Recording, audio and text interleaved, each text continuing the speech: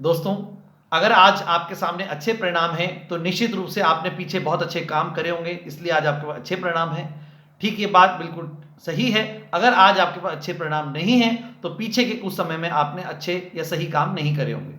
जैसे कि मान लीजिए आपके पास एक बहुत बड़ा लोहे का कंटेनर है जिसके अंदर गेहूं ऊपर से डाली जाती है, नीचे से निकाली जाती है। उसके अंदर अगर आप अच्छी गेहूं ऊपर से डालेंगे तो नीचे से अच्छी गेहूं ही निकलेगी। ये बात बिल्कुल ठीक है। लेकिन कुछ समय के बाद अगर आप ऊपर से खराब गेहूं भी डालेंगे तो भी कुछ समय तक लगातार अच्छी गेहूं ही निकलेगी, क्योंकि पीछे आपने अच्छी गेहूं डाली थी। जैसे ही वो अच्छी गेहूं कुछ समय के बाद खत्म होगी तो वो खराब गेहूं आना शुरू हो जाएगी।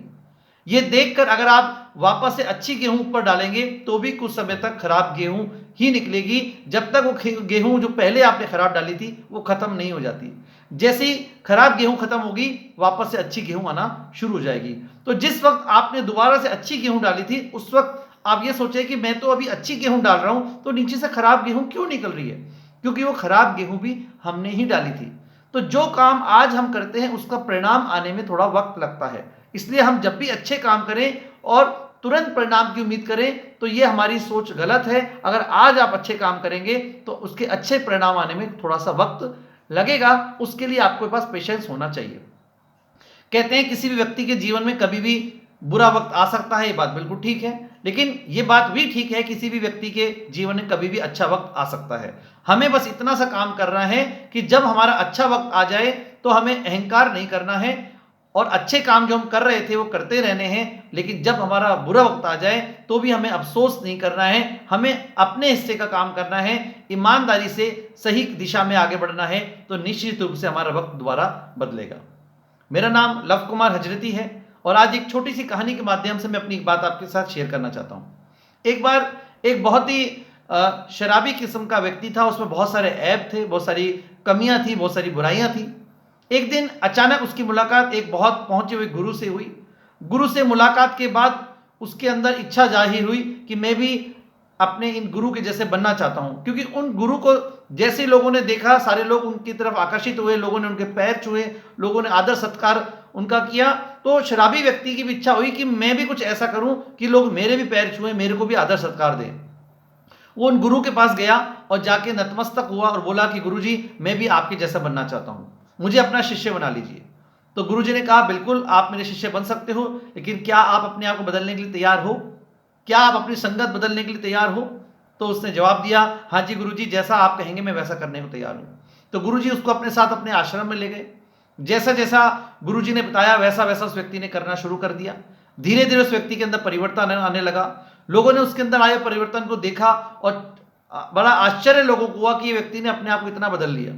और धीरे धीरे ज्ञान हासिल करता गया लगातार लगातार। कुछ समय के बाद ही वो व्यक्ति भी उन गुरुजी जितना उसको भी सम्मान मिलने लगा, लोग उस व्यक्ति के पास आने लगे, लोगों ने उसको अपना गुरु मानना शुरू कर दिया। तो उस गुरु को, उस व्यक्ति को लगा कि अब तो मैं भी बिल्कुल गुरुजी जैसा बन चुका हूं। वो एक दिन अचानक गुरुजी को बिना बताए आश्रम छोड़ के चला गया और उसने अपना ही एक आश्रम खोल लिया और गुरुजी को बिल्कुल भुला दिया। लेकिन धीरे धीरे वो गुरुजी के संपर्क में दूर रहने की वजह से वापस से अपनी कुछ बुराइयों जो थी, जो उसकी छूट गई थी, वो वापस उसके अंदर आने लगी और धीरे धीरे उसका जो नाम बना था वो वापस से समाप्त होने लगा। लोग उसके आश्रम में जाना बंद हो गए। वो बड़ा निराश हुआ, बड़ा परेशान हुआ। उसको कुछ लगा कि कहीं कुछ मुझसे गलती हुई। वो वापस गुरुजी के पास गया और गुरुजी को उसने सारी बातें बताई। गुरुजी मुस्कुराए। सर्दियों का वक्त था, पास में एक अंगीठी जल रही थी। गुरुजी ने कुछ भी नहीं कहा, अंगीठी में से एक कोयला निकाला और निकाल के बाहर मिट्टी में पटक दिया। ये बात उस शिष्य ने देखी और बोला कि गुरुजी आप मुझे मेरी बात का जवाब दीजिए कि मैंने क्या गलत किया।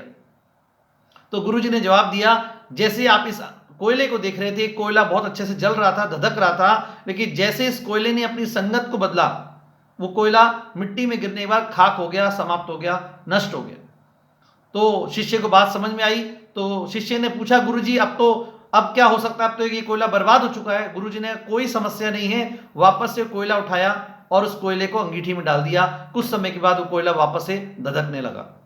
तो ये बात शिष्य को समझ में आ गई। उसने अपनी गलती स्वीकारी और गुरुजी को वापस अपना गुरु माना और गुरुजी की संगत में अपना काम शुरू कर दिया।